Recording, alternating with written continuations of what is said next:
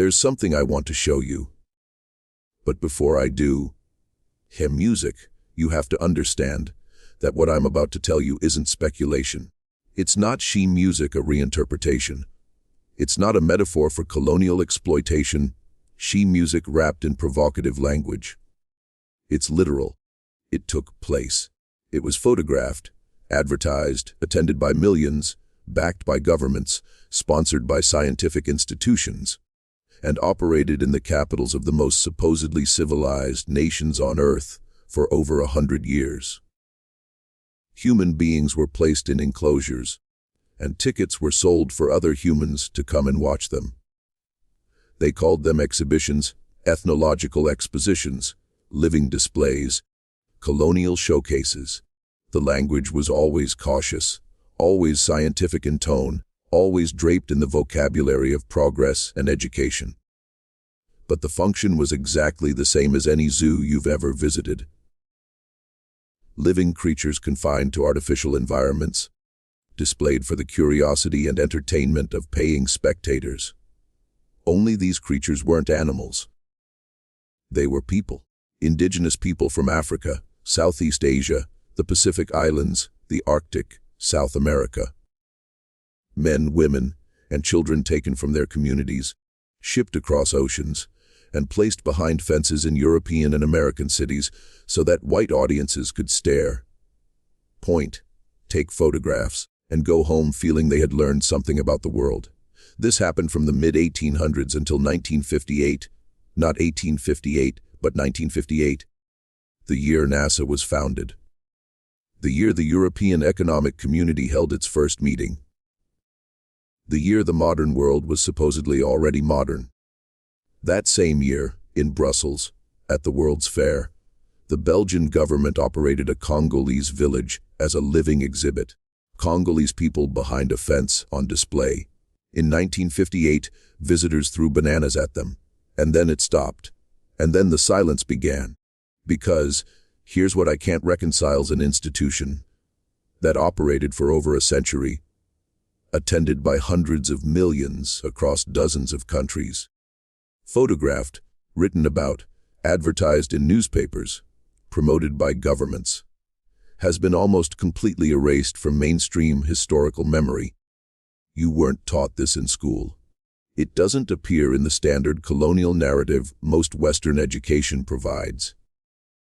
It occupies a strange, ghostly space in the historical record, simultaneously documented and invisible, proven and forgotten.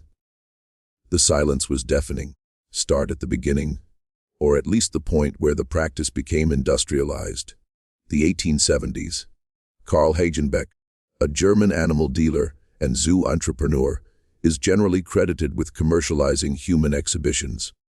For years, he had been importing exotic animals for European zoos and realized that importing exotic people would pull in even bigger crowds. His first major exhibition, in 1874, displayed Samoan and Susmi people in Hamburg. It caused a sensation. Thousands attended. And Hagenbeck, above all a businessman, recognized he had found something more profitable than elephants. Within a decade, human exhibitions were appearing all across Europe. Paris, London, Berlin, Barcelona, Milan, Antwerp. They weren't hidden in back alleys or run by fringe showmen. They were staged in the most prestigious venues, available national exhibitions, world's fairs, colonial expositions, public parks and gardens. The 1889 Paris World's Fair, the same event that unveiled the Eiffel Tower, featured a Negro village containing roughly 400 indigenous people. Over 28 million people attended that fair.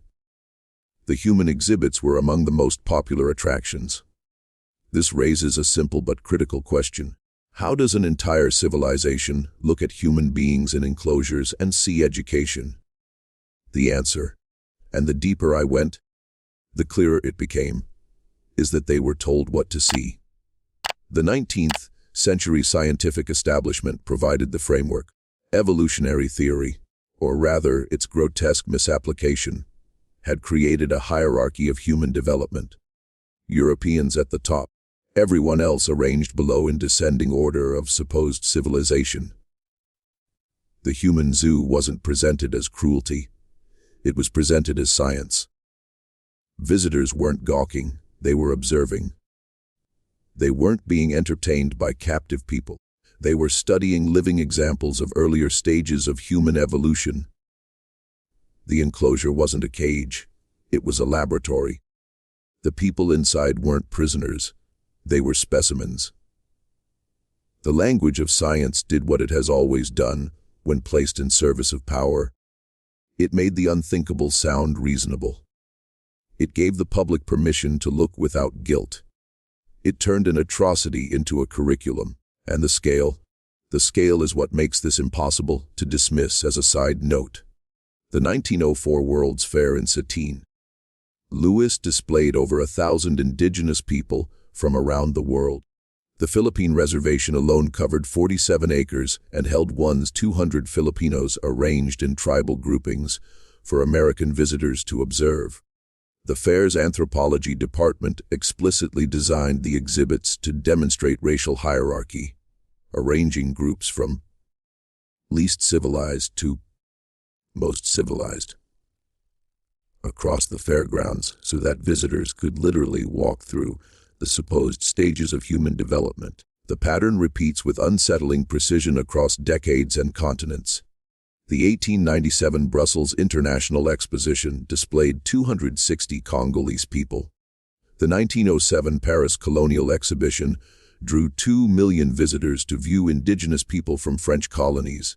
The 1931 Paris Colonial Exhibition, one of the largest events in French history, attracted 34 million visitors over 6 months. 34 million. The exhibits included reconstructed villages from Indochina, Madagascar, West Africa, and the Pacific, all populated with living people performing their supposed cultural roles for French audiences. And it wasn't just Europe. In the United States, Ota Benga, a Mbuti man from the Congo, was displayed in the monkey house at the Bronx Zoo in 1906. In the monkey house, alongside primates. The zoo's director placed him there deliberately, as a living illustration of the supposed link between Africans and apes. Thousands visited. Newspapers covered it. Some African-American ministers protested. The New York Times responded by essentially defending the exhibit, suggesting the critics were overreacting. Ota Benga was eventually released from the zoo. He spent years struggling to build a life in America, unable to return home, unable to escape the trauma of what had been done to him. He died in 1916.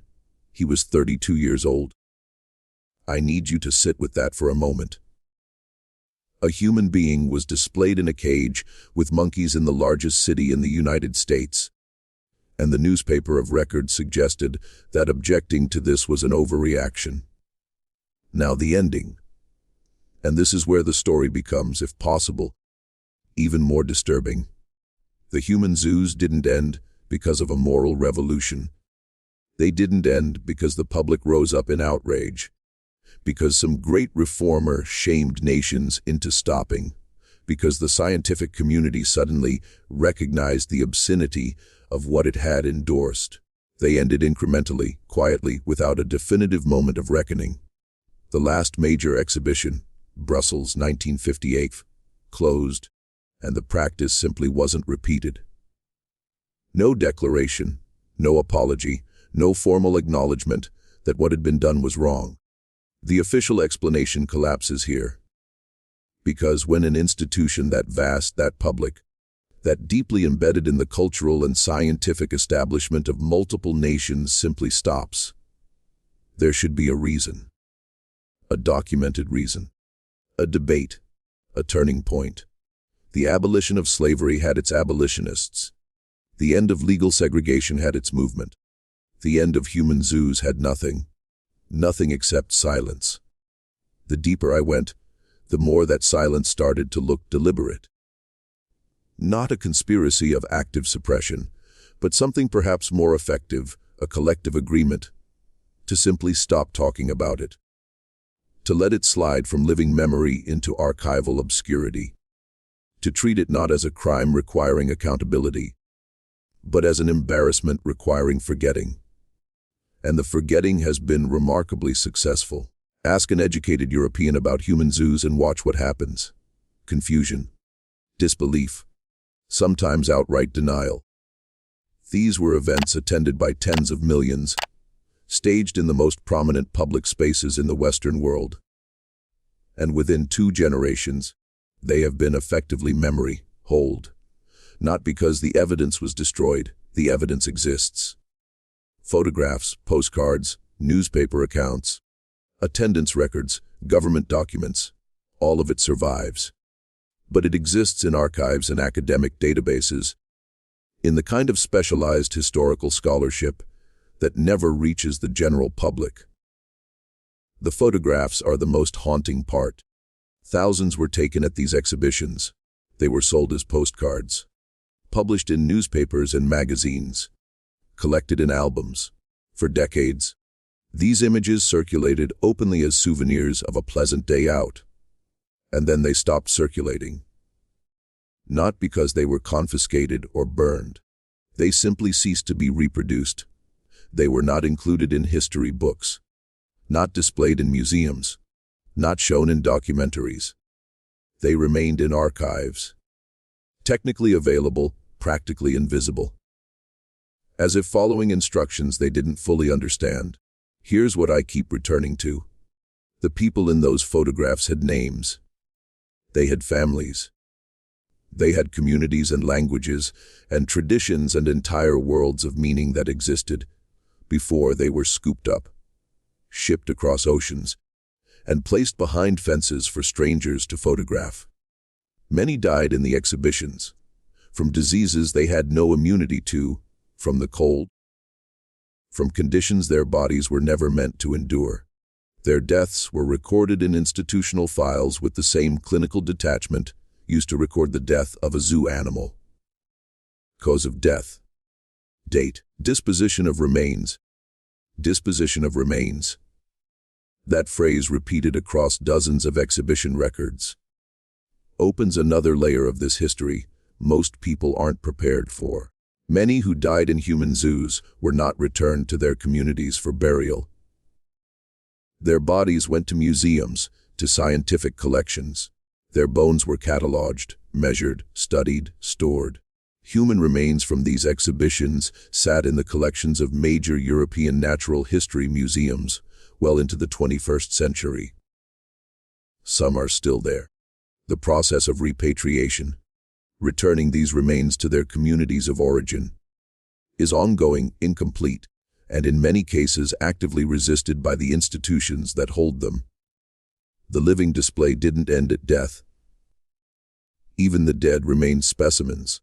The pattern repeats with unsettling precision when you examine what replaced the human zoo. Because the display of otherness didn't stop in 1958, it changed form.